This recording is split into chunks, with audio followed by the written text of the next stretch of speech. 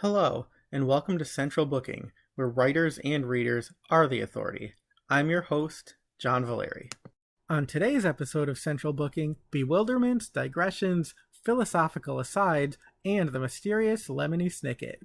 The nom de plume of author Daniel Handler, Lemony Snicket is the wildly popular scribe of numerous works for children.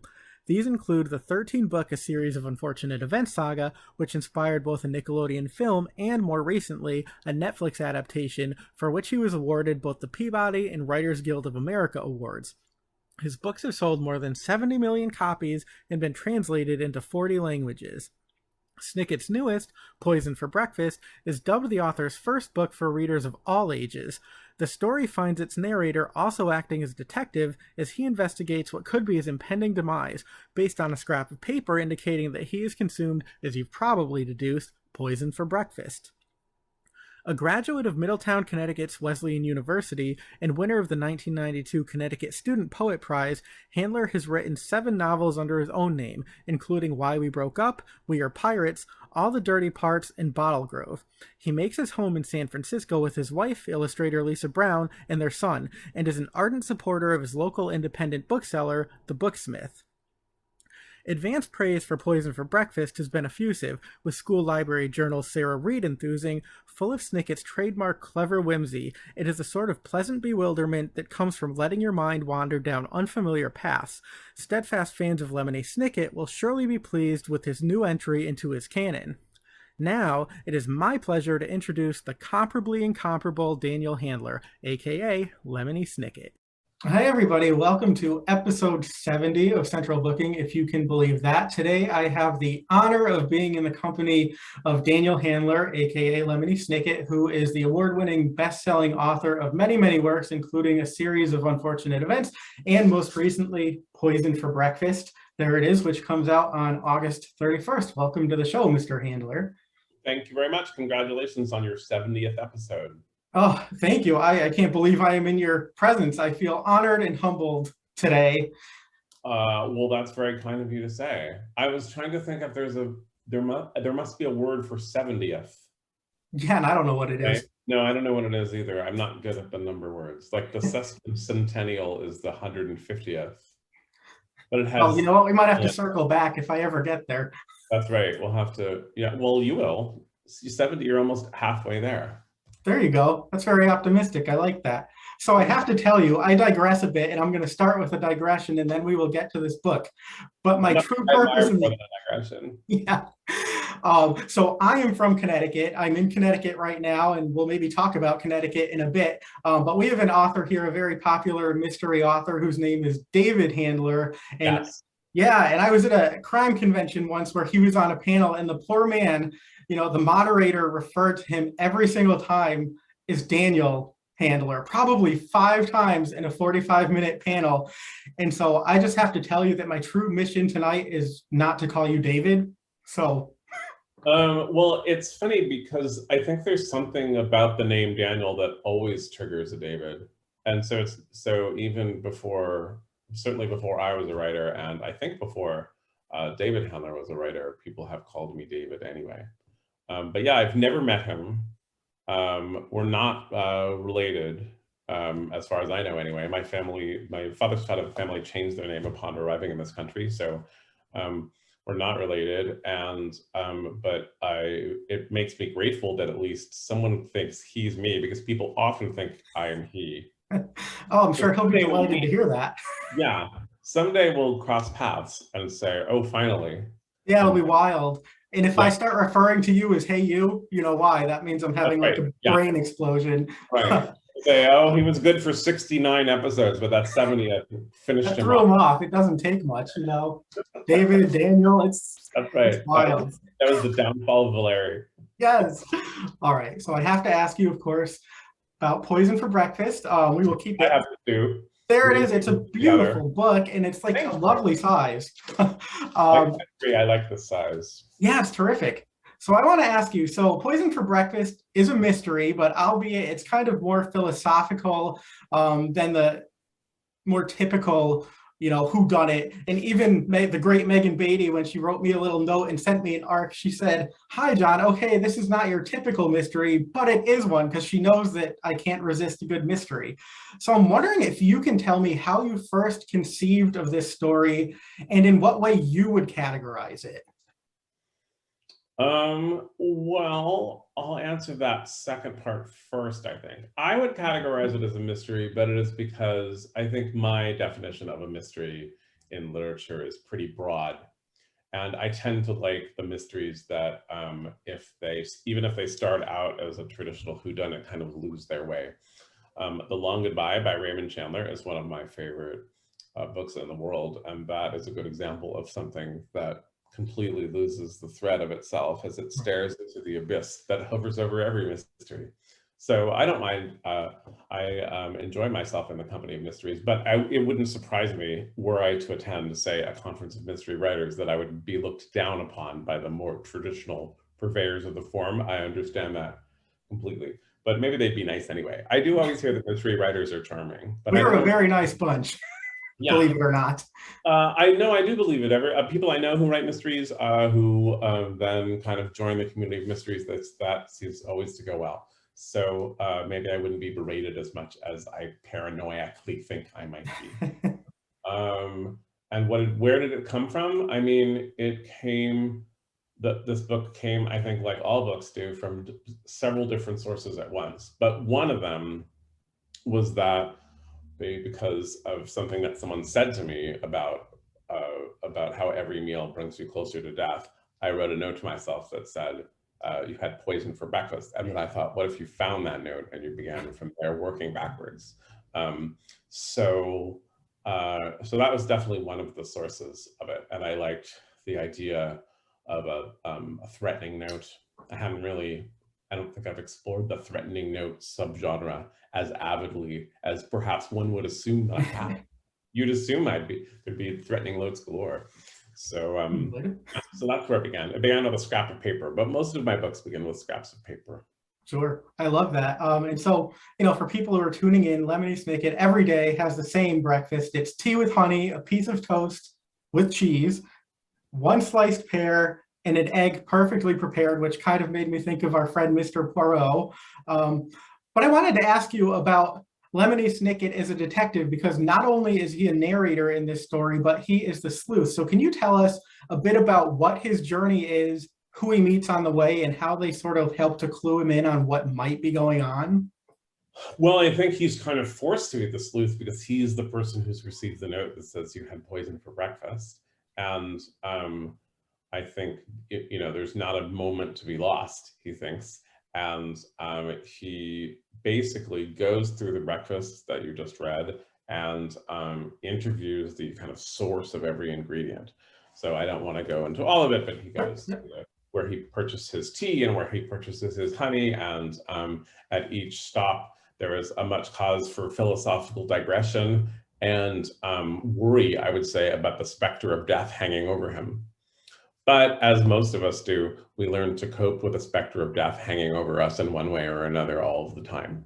Sure, and probably even more so, in recent years. So I wanted to ask you about the idea or the notion of perspective. I know that a lot of people, say if they had to pick a word, they come up with something that defines their outlook on life, and mine always tends to be perspective. I always try to keep that in mind, and I think it's very important when reading a book like this. So I'm wondering if you can talk about that, and also the idea, which is included in this book, that there are only two stories, which tend to be a stranger comes to town and someone goes on a journey that authors often riff on. So can you tell us a bit about that, and also how keeping in mind perspective might help the reader as they navigate their way through this story, if they sort of look at it from a different lens? Yeah, that's interesting. I was so taken with the idea that perspective is well, maybe not your favorite word, but the word that you think is most emblematic of your own life experience. That's interesting to me. When did that come to you? Probably in the last couple of years, just 'cause my family's gone through a lot of, things. There have been deaths and debilitating injuries, and I've become a caretaker, which I didn't really expect at this point in my life.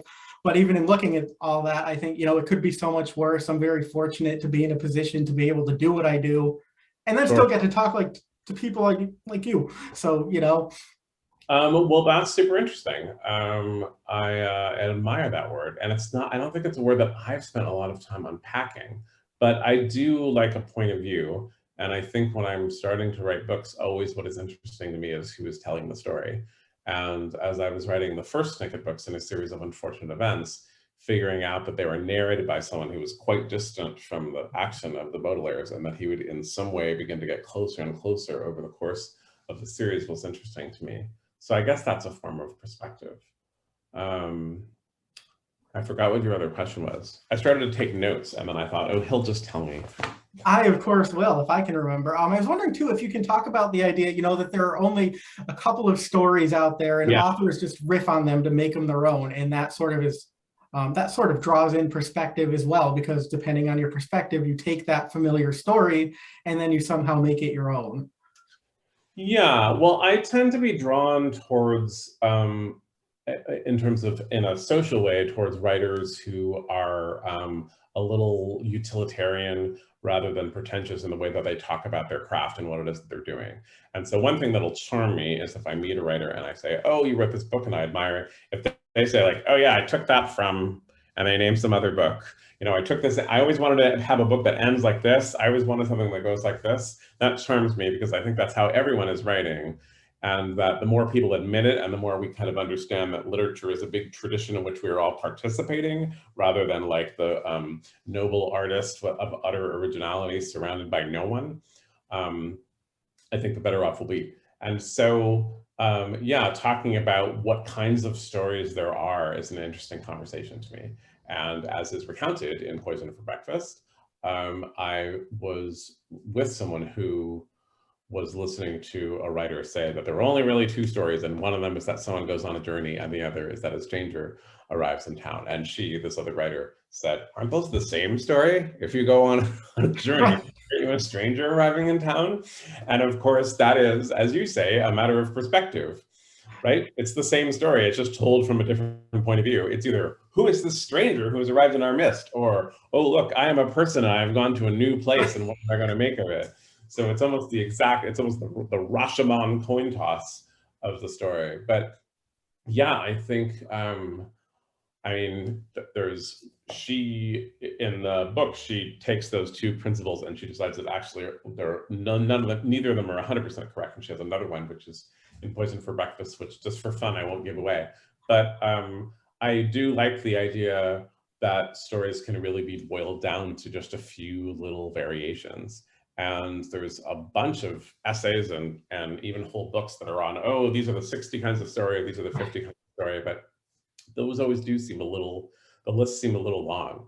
And then I like thinking about it because in terms of kind of my own story and in terms of everyone's own story, you go someplace and you are a stranger, right? That happens so often, whether it's a tiny little journey to a neighbor's house or whether it's going all the way around the world. And as you've alluded to in your own life and me in my own life, so many startling and strange things can happen to one. And it's good to be reminded, I am a stranger going on a journey. I'm going on a journey. I'm a stranger arriving in town. Both of these things are happening to me. That helps ground me in the tumult of life. Sure. Sometimes I walk out the door and literally I feel like a stranger by the time I take one step down. It's like stranger in a strange land. Well, certainly the past recent years where when you step outside, you're surrounded by masked individuals are not going to help settle you down in that. No. I think we've all become a little more stranger in both senses of the word in recent times. Yes, very true. So I wanted to acknowledge too, so this book is illustrated by Margot Kent, and there's some really cool illustrations throughout the book. And I just wanted to ask you, how you feel that her work enhances this book, and also what your collaborative process was like with her, if you actually had an ongoing collaboration. Well, first of all, I would have to agree with your assessment of Margot Kent. I think her illustrations are gorgeous and beautiful. It was the publisher who found her. And our relationship, we've exchanged very warm electronic greetings, and I wrote her a little note once, but we have not had any direct contact at all, which is often how a publisher likes to manage things. And I've collaborated with a number of illustrators, and I think I've gone the whole spectrum. Margot Kent would be on one end of the spectrum, which was I was unaware of her before we were working together. We worked together at a professional distance. And then on the other half of the spectrum would be Lisa Brown, to whom I'm married. And Right. I've collaborated with her on quite a few books as well. And I think there's certainly disadvantages and advantages to being very close with your collaborator and being quite distant from your collaborator. I hope that Ms. Kent and I will continue to work together. I think her illustrations in this book in particular just have a beautiful kind of hand-wrought quality to them. And being as the book begins on a scrap of paper and kind of goes through this adventure of literature and talks about so many things on paper and talks about the writing process, I think it does a splendid job of bringing that kind of hand-hewn illustration to life. And I'll say in general that I'm very envious of illustrators. I can't draw to save my life. And it's such a wonder to watch someone, make a circle and then a curve and then a line, and then before you know it, they've made something, and it's not only recognizable, but stylish in some way, has a particular style to it. I think that is really quite marvelous. And also, it's such a great birthday present. My wife does this all the time. We'll go to some party for someone's birthday or some other event, and just hours before she'll say, oh, I'm just going to make them something. And then she makes this beautiful thing. We'll bring it over there, and people say, like, oh my God, it's for me. I get to keep it. And I just think, if I wrote a paragraph, people would say, you dropped something. Yeah. No one would say, oh, you made me a metaphor all by yourself. I'm going to treasure this for always. But people go ape. And so I'm very happy to be married to someone who can come up with a perfect birthday present at the last minute, I guess is what I'm trying to say. That is a wonderful talent. And I think maybe the reason I was appreciating that as I was going through this book is I also do not have that artistic visual talent. And so I can really appreciate when others do. I mean, I can't even do a stick figure justice. It's very... Yeah. Well, I think the only advantage is that in games like Pictionary and other games where you have to draw things, I tend to have an advantage over my wife because, I'll pick up the card and it'll say flying saucer and I'll just draw a circle and someone will guess flying saucer. And my wife, meanwhile, will start with the sky. And so she'll do some shading and a few stars and the sun will run out of the hourglass and everyone will be saying, galaxy, comet, I don't know, because she hasn't gotten to the flying saucer yet. So there is an advantage in not knowing how to draw, which is that if you have to draw in a hurry, you can do something. But yeah, no, it's a magical talent. It feels to me far more magical than writing, is to make something like that. Make a little mental note to self, new party game, Pictionary. I might do a little better at these things. Thank you. Put those players to shame. Right. So I wanted to ask you too, we've already touched on the pandemic a bit and living in very uncertain times. And I felt that this book was very, very resonant for the times that we're living in, given sort of that great uncertainty and that we're all searching for the answers to these big questions that may or may not be out there. And it almost seems the story kind of allegorical. And I wanted to ask you, how you see this story as relating to life amid the pandemic. And was that a conscious choice or just coincidence? Because I don't know, specifically when you wrote this or not, or if that factored into it. Yeah, I wrote the book before the pandemic. So I guess I can be complimented on my enormous psychic abilities to make a book that suits the pandemic very well. But no, I wrote it before the pandemic, and I don't mind admitting I had no idea a pandemic was coming. Right. And so I think our relationship with literature has changed, I think, because our social lives have changed so much in this past time. So I think I know that literature became even dearer to me, and that sometimes as a form of escape and sometimes as a form of inspiration, it was, I think, even more important to me.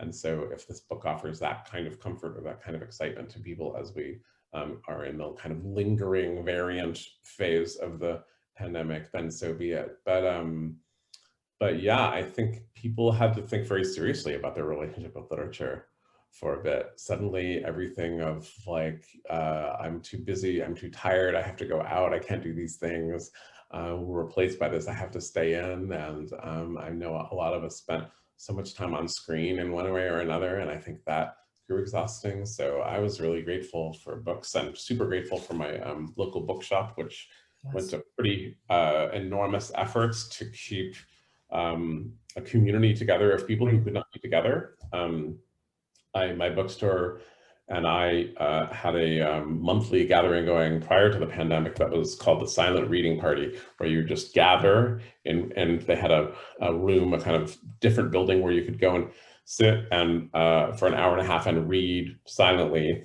You could buy drinks, and the money went to a different elementary school library every time. And it was really like a dear community event. And what I loved about it was that, you know, it was centered around reading, and it was for people who didn't really want to go to a party, they didn't want to do anything, they wanted to sit and read.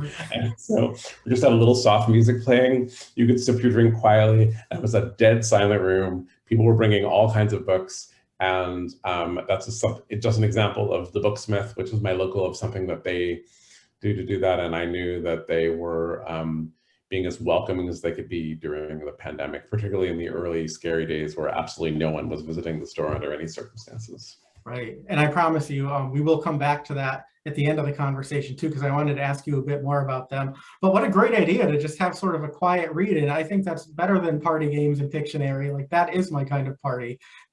Yeah. Well, I mean, I think oftentimes the trouble with reading is that there's nothing else you want to do on top of it. And so oftentimes there's this kind of literary party culture that's for people who actually want to stay home and read. It wasn't an invention of mine, I should hasten to add. Seattle had a silent reading party first that they did in a hotel lobby, and it's kind of spread like wildfire. A bunch of people have done it. But it's a really nice thing to do. And I hope when things feel very open again and things feel very normal again, that kind of thing can continue. Sure. And so I wanted to ask you about Lemony Snicket as a narrator. You know, I'd say, you know, he's very realistic in the sense that he doesn't sugarcoat things. You know, good things happen, bad things happen to good people, to bad people. And there really are a series of unfortunate events because that is a reflection of life. So I wanted to ask you what you feel like your responsibility is to your young audience, and then how you sort of use humor or levity or other unique qualities to offset the more somber elements of some of these stories. Well, I mean, the answer to that last part of the question, I would say probably is centered around having a Jewish upbringing, frankly. I come from a family that has a bunch of relatives who are not close on the family tree, but we were all part of a community growing up. It was actually many years before I learned in my late childhood that all these people who I thought I was very close cousins were actually not close the way we say close cousins. And the reason why is that so much of our family was destroyed upon by Nazi terror when journeying to this country. There's a deep Jewish cultural tradition of laughter and fear and joy and evil all kind of existing in the same space. And so I heard a lot of stories that were both funny and dark and what was going on. And I think that was a sensibility that came to me through that culture. And so that's always seemed perfectly natural to me, that if something goes on terrible, then it begins to get a little funny. If something is funny and funny and funny and funny, it starts to get a little terrible. So both those things are very intertwined in my mind. And I mean, I just think in terms of a responsibility to young people on the page, I think that it's the same as the responsibility to young people in person, which is what you just pointed out, which is to not lie, to not make up a narrative which is superior to the narrative that the world is really offering. And there's all kinds of ways and all kinds of angles that children are absolutely lied to about the way of the world. And so that's how I feel. And there's a lot in children's literature, there's a lot of panic about what kind of book do you write and how is it going to affect this child in this way and what are you going to do? But what I always think is that actually a well-fashioned story is going to tell the truth, and the truth is in a way going to be a comfort and an inspiration to a young person. And so you don't actually have to worry about, oh, if I say this, will the child, you tell the story as directly as you can, as truthfully as you can. Even a story that is not particularly realistic, let's say. I think you can tell that very truthfully. And then I think that's a responsibility that, I mean, I think you have it for older readers as well, but you certainly have it for young people, which is who you asked about. Yeah, no, absolutely. And I think you put that so well because there is comfort in truth.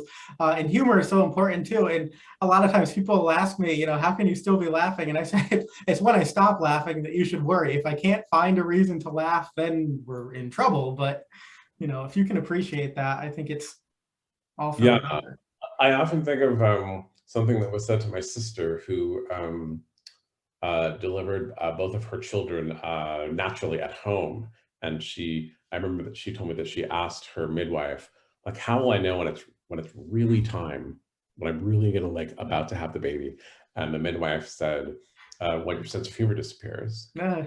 And and my sister said, so I guess I still haven't given birth to those children who are in high school because her sense of humor has never disappeared. And so I think it's like that. She's a I think, remarkable person. I think I just hurt even thinking about what you were going to say, but oh my. yeah, no, it's astonishing. Yeah, it definitely makes you, next time you complain about a hangnail, you can remember my sister. Yeah, I will never forget that ever.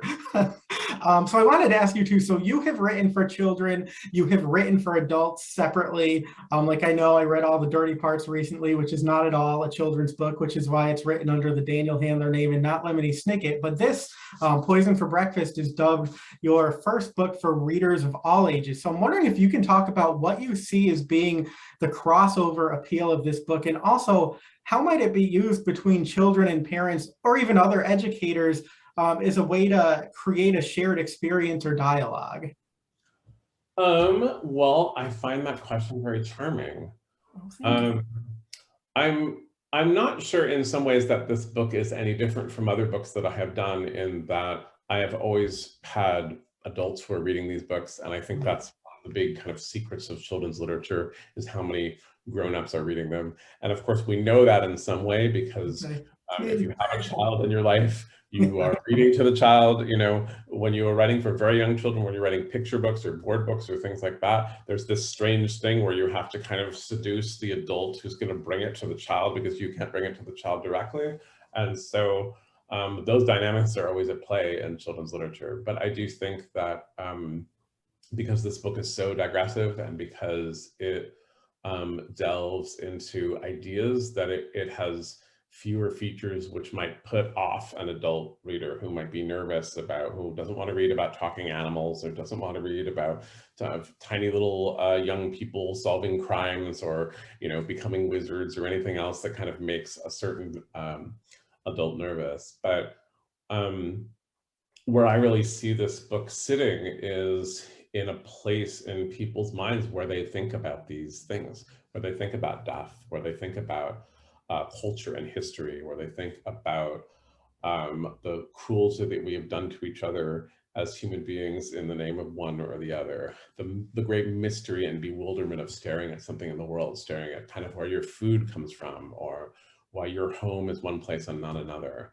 And of course, young people are thinking about these issues all the time, as adults are, but that often it's hard to make a space where you're going to talk about that. It's much easier to say, let's tell a story and have fun, and we'll think about that on our own time. I just thought this book is an opportunity to think about these things. And so, the book is just beginning to come out into the world now, and so I haven't really heard from too many readers, but I've heard from a few who say, yes, I'm already having these conversations with other people who have read the book. This book is giving us this kind of campfire to sit around and talk about these things, and that makes me happy. Yeah, and it was an interesting experience. I mean, I don't have children, I have cats, and they tend not to talk back to me. But Oh, for a slim book, I found myself putting it down quite often and actually thinking about it because there's a lot of thought-provoking ideas in this book. And I wanted to ask you that because I think a lot of times people who don't necessarily write, they think that if you're writing for children or if you're writing, slim books versus something very large, that, maybe that's easier than writing for adults or writing, a full-length novel, adult novel, whatever that might be. Having written for both children and adults, do you find, that the opposite's actually true? Because I find oftentimes in speaking to authors that they will say, that writing lean is more difficult or writing for a younger audience can be more difficult than writing for grown-ups. So what say you? I mean, it is all, I think, of the same difficulty for me. But I'm always a little hesitant to talk about it as difficulty because I love doing it. Sure. And so, it's challenging, and I am always trying to make something better as I'm doing it. And there's the challenge of getting like a first draft done, and then there's the challenge of looking at that horrible first draft and trying to make it into something better. There's the challenge of kind of leaning over a paragraph. I feel like a jeweler sometimes with like tiny little tools, and then it's still no good. And I think those are all challenges, but I love it. I love what I do. I love a blank piece of paper. I love a pen. I love sitting and thinking about what to do next.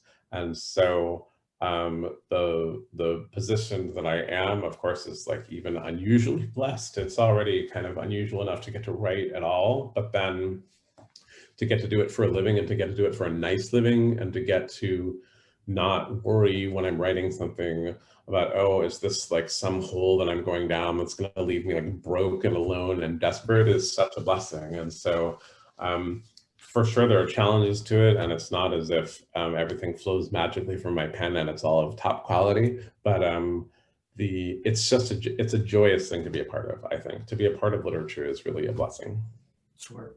And I wanted to ask you too, one thing I really loved about this book and a lot of your books is that there tends to be sort of an underlying theme about the importance of words, of definitions, of storytelling and imagination. So I'm wondering if you can expound a bit on what your relationship has been to words in books throughout your life, and why it's important for you to infuse your own works, with references to other literary or artwork. Well, I mean, I took to books at a very young age.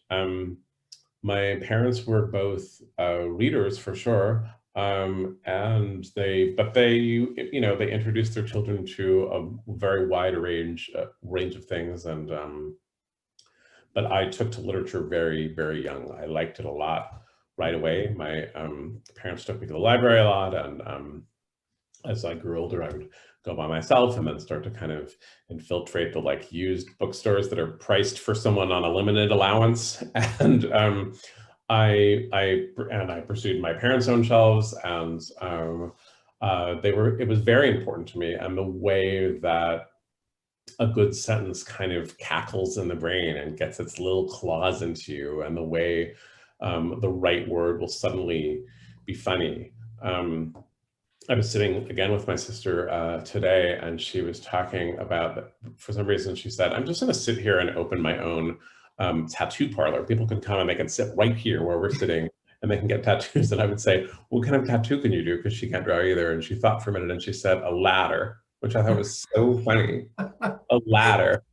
I mean, first of all, I've never seen a tattoo of a ladder, but also that was a great way of admitting I do not know how to draw, right? But I can draw a bunch of lines going this way and some other lines going that way. But that's just an example that just her saying a ladder is so funny and so bright and so being a part of language.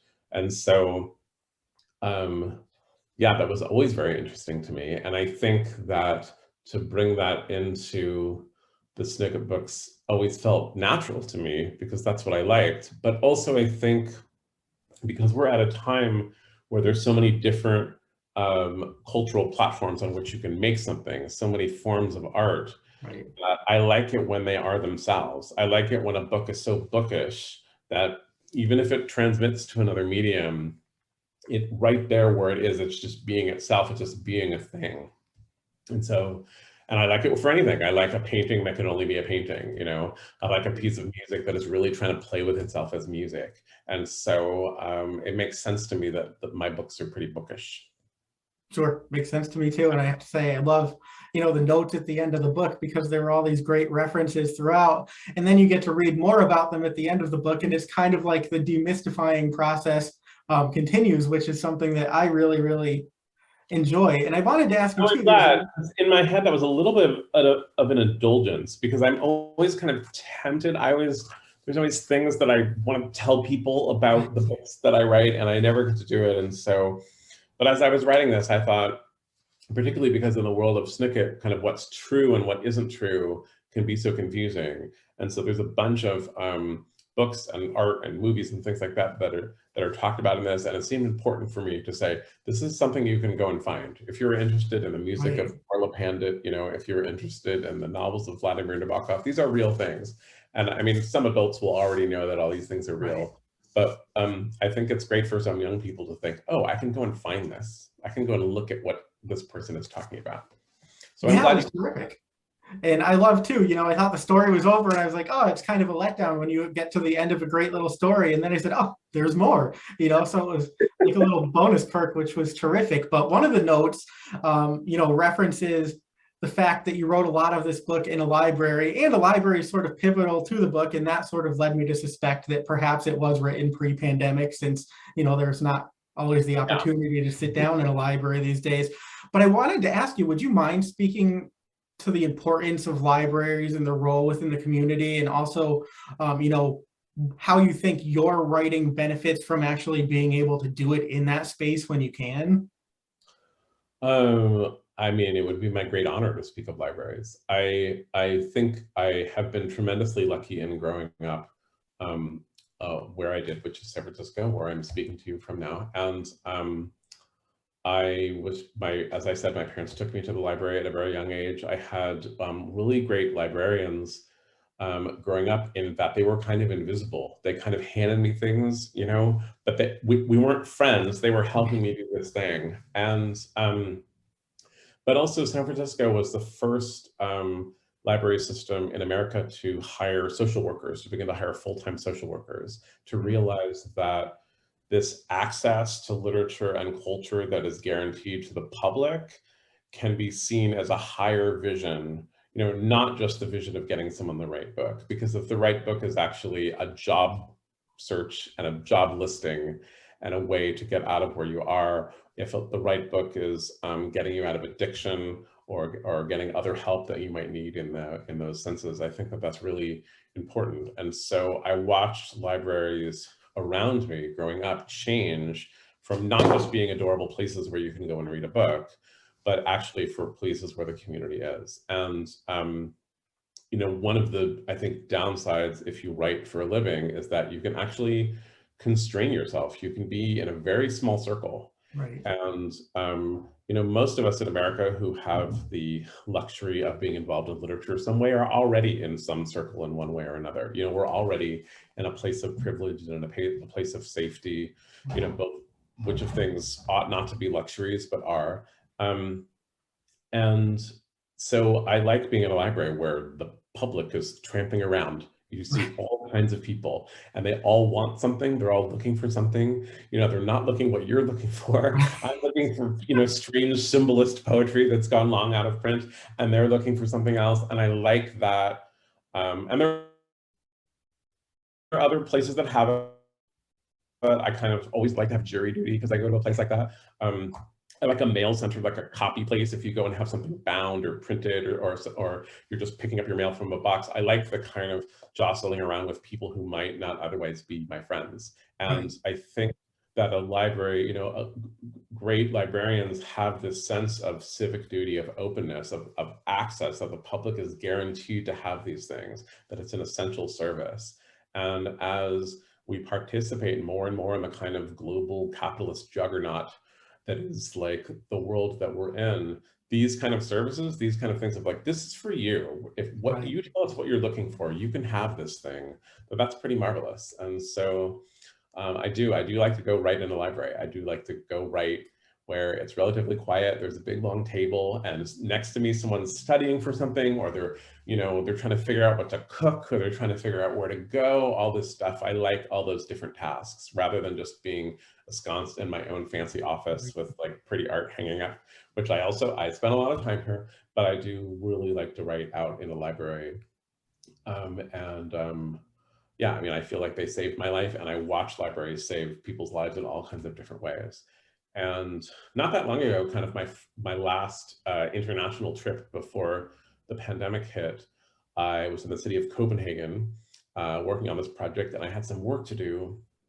And I was in this like fancy hotel that was beautiful, but was so fancy you couldn't possibly do any work in it. The room itself, every piece of furniture was like a little spindly thing with like 5 fancy magazines on it. And so I said, I really need to go out someplace. And so I went, there was a place I knew you could go get coffee. So I got them and I worked together and I went to this coffee place. And then it was Sunday in Copenhagen. So the coffee shops were like full of family and things like that. And it just wasn't for me. And I thought, where did I go? And then I thought, oh yes, a library. And so that was even more hypnotic, was to go to a library where I don't speak a word of Danish. Right. And the books were not at all for me. But to see once again, medical students and law students and tourists and historians and all these people once again using the library in this way. And it really reminded me that the library, it's literalized in the Snicket books as like a network of culture that is saving the world. But of course, that is actually what it is. And so it's been my delight to be around libraries. My wife and I she is a library fan too, and because we've been so lucky with how these books have done, we sponsor a couple things at the library that I'll just say quickly. We give a $10,000 prize every year that the American Library Association chooses to a librarian who's performed well under adversity. And so those are always inspiring stories. Again, it almost sounded like a joke when we founded the prize that your librarians are triumphing over adversity, and then you hear some of the stories, It's the true. adversity that they do, and it's super inspiring. You can go look up the prize online if you want to read the stories. And then here in San Francisco, we sponsor a program in which a handful of writers get a residency at the San Francisco Public Library. They get a little office to work in, and they get kind of unfettered access to the library, and they participate with their branch library to do something local because the city is so expensive and so many artists are getting pressed out. And it was kind of a reminder of this is part of the mission of the library, is to encourage literature, and this is a way of doing it. So I'm glad I'm only drinking sparkling water, because if I had a drink in me, I would go on for libraries for another 3 hours.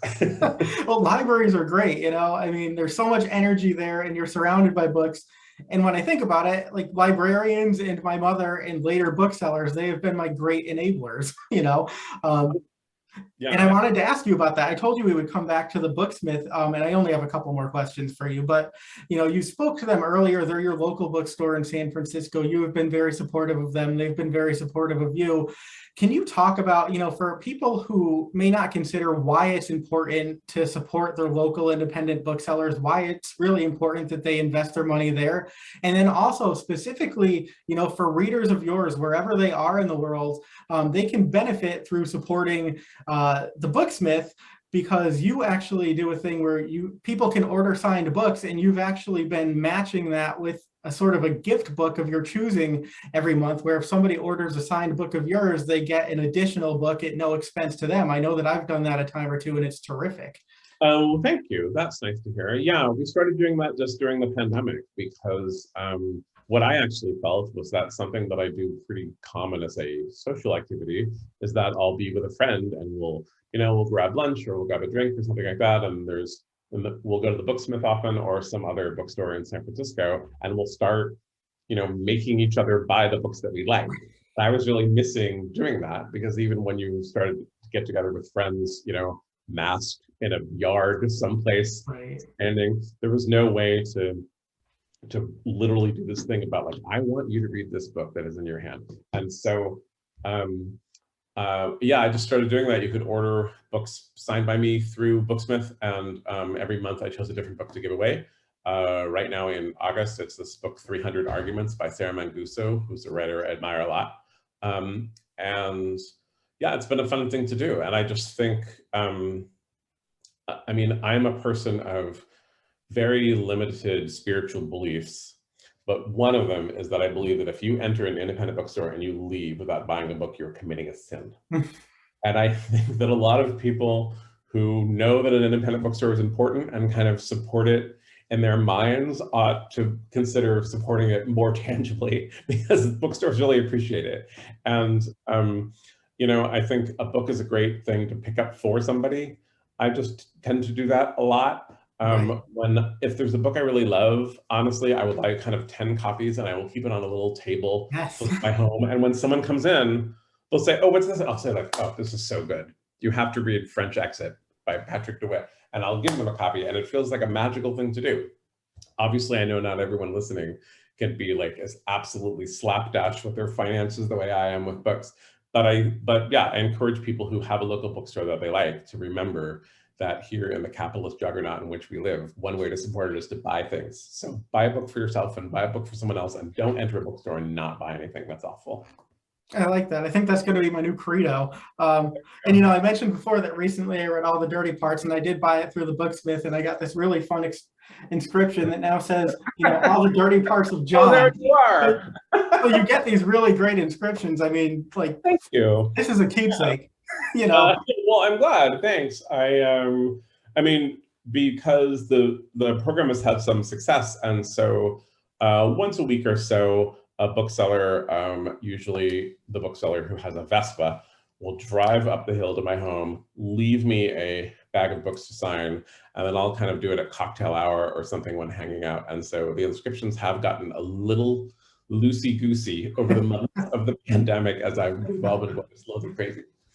They're the real collector's items. All right, so I am about done with you. A few more questions, if you can bear with me just a few moments longer. I'm ready. All right, so I mentioned at the beginning that I am in Connecticut. I am a lifelong nutmegger. You actually are a graduate of Wesleyan University and were awarded the Connecticut Student Poet Prize in 1992. So I'm just wondering if you can reminisce for a moment about your time here in Connecticut and also how the craft of poetry informs your other creative writing. Well, I mean, I think like everyone, sometime I started writing poetry, right? I don't think there are too many people, even people who then have never been interested in literature since, who didn't kind of scribble a poem in one way or another in their adolescence or even earlier. And so I definitely did that. And when I arrived in college, I studied poetry. I had some great poetry classes. I studied with Vicky Karp and Tony Connor, who are both excellent poets and fascinating people. And I won a couple of little college poetry contests. But a thing that was happening is that my poems were getting kind of longer and longer and more narrative. And one of my poetry teachers said to me, I actually think you're beginning to participate in this tradition called narrative prose. And this is good news because there's actually a possibility that you'll get to do this as opposed to being a poet, which is like obviously madness. This is, I mean, being a prose writer is also madness, but it's like a little less mad maybe. And so I moved into narrative prose, but I think studying poetry, I mean, it felt to me like if I learned how to make bricks and then I became an architect or something, but I really learned about the building blocks, the tiny little materials that are involved in constructing sentences and phrases and lines. And poetry kind of forces you to do that because you'll write a little poem and you'll try to make it better by substituting all these tiny little words. And I think that just gave me an appreciation for prose sentence by sentence. And then I've read poetry to this day. I think the other thing studying poetry is that it didn't make me kind of afraid of poetry the way many people get to be, where they say, I haven't read a poem since I was required to do so when I was 17, and like, I don't know how to start, and I don't think I wanted it, and isn't it all pretentious and bad and horrendifying and embarrassing, and I don't know what to do. And so I don't feel that way. I'm always in the middle of at least one book of poetry when I'm reading, and I think it's they are magical companions for me. And I think particularly when the culture that beckons us most loudly is often the least fulfilling. And so I was just looking around, I have an embarrassing number of books of poetry on my desk right now. I can't even say, there's so many here. Oh yeah, I love it. So, yeah, but I mean, part of the reason is that when I might be tempted to kind of check in on something dumb on the internet, I will read a poem instead. When I'm not doing my work or I'm not doing whatever kind of task is assigned me, when I want a little treat, and I might be tempted to kind of watch something that I know is not good for me. And I watch those things too, and I don't have any judgment about it, but it's like eating jelly beans or something. It's like, you don't want to eat 18 jelly beans all in a row, and suddenly you don't really want lunch because your whole lunch was jelly beans. And so a poem takes me to a different space.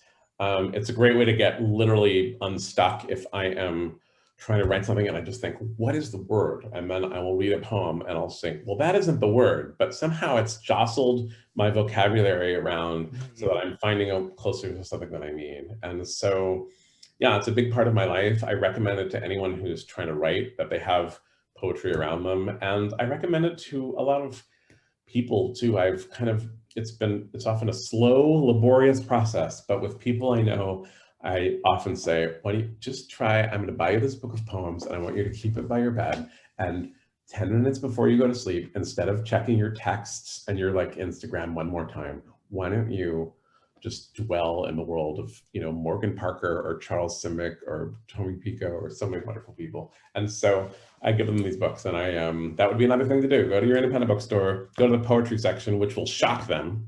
Yeah. So you're going to the poetry section. I'll have to turn on the lights. Yeah, just grab something that looks pretty good. They're usually pretty cheap, and take it home and kind of see what happens to your brain. It's something I recommend. That is terrific, and it might lend itself well to my second to last question. So for people who are looking, to sort of engage more in a creative life, and reflecting on your own experiences and looking back on your writing life, can you share what you have found to be the best advice that you've ever gotten, and then the best advice that you never got and sort of had to learn for yourself throughout the process of writing? Gosh, the best advice I ever got about writing, or the best advice I just ever got? I don't know. I would say anything that, seems to lend itself well to creative expression, if there's anything particular that resonates. And if not, you can take it. Yeah, I mean, I think, so I know someone who runs a literary magazine, and once I went to pick him up at his office to go someplace, and I saw the pile of things that people had sent him. And I said, how do you even start with a pile like that? And he said, I look for a consistent rate of surprise, which I thought was a great answer. And I think that's a great thing to look for in literature, but also it's a great thing that literature provides. And I think often if you feel like you're stuck in a rut, whether it's creatively, I tell this to writers, if you're stuck and you don't know what's going to happen in your book next or how to make this chapter better or whatever, but also kind of in your life, if you're just feeling rut-ish, reading something weird is a great way to kind of poke the brain, and it pokes the brain in a way that a shot of whiskey or a shot of espresso can do too. And it pokes the brain in a way that a walk around the block will do. There are a million ways to do it. But one thing is to just read something kind of strange and startling. And the way your brain fires up with that kind of stuff, and poetry, I think, is the most common way to do it, is kind of the easiest way to do it. I just honestly think you can feel something in the cells of your brain as it's trying for comprehension in a way that it's not used to doing. And that can really help you reset. And we all know those resets we have when we're stuck in a problem, large or small, and something makes us get, what's the word, John? Perspective. Yes. And so that kind of startled the brain. So that's a little vague advice, but I think it's because basically what I was saying before is that a book of poetry will do wonders for you. Absolutely. Yeah. So I took someone to the hospital today. They needed some medical care, but I kept them company during the tedious process of medical care. And I brought with me this book by Charles Simic, The Book of Gods and Devils. We read a little bit of it, and it was startling to us both. And it led us kind of out of medical worry into being able to have a conversation that just felt more normal. And being in a hospital, of course, is always scary. It's a scary time, in particular, to be in a hospital. It sounds like because you're a caretaker, you probably know that there's that combination of panic and boredom that happens in medical care, and just having that poem nearby helped kind of spark us into a different place. Yes, I can relate. I never leave home without a book or two. It is definitely a comfort, and you're right, there is paranoia, anxiety, and boredom. Yeah. All right, so final question for you, and then I will let you get back to life. But since we've talked about what's coming out very, very soon, I'm wondering if you were at liberty to divulge a little teaser about what comes next, either for Mr. Snicket, for Mr. Handler, or for the both of you, if you know. I, Daniel Handler, am working on my first book of nonfiction, which is kind of a memoir and kind of about literature. Ooh. So some of the stuff that we're talking about now, and also some, I guess, juicier would be the word, autobiographical details will be revealed in such a book. But that's what I've been working on, which is startling for me. I don't write about myself a lot, and it's been an interesting thing to do. Wow, I am sold. That is kind of my favorite kind of book. I'm not. But, while we wait, everybody can pick up a copy of Poison for Breakfast by Lemony Snicket, a.k.a. Daniel Handler. You are quite delightful. I was going to call you incomparable, but then I read this book and realized that that's probably not the word to use. So I will just go with delightful, illuminating. Really, really appreciate your time, and I really hope that people pick up this book because it is thought-provoking in the best of ways. Well, thank you, Don. It's been a delight talking with you. Thank you so much. That's it for this episode of Central Booking. Thanks for watching, and be sure to subscribe to our channel so you don't miss a thing.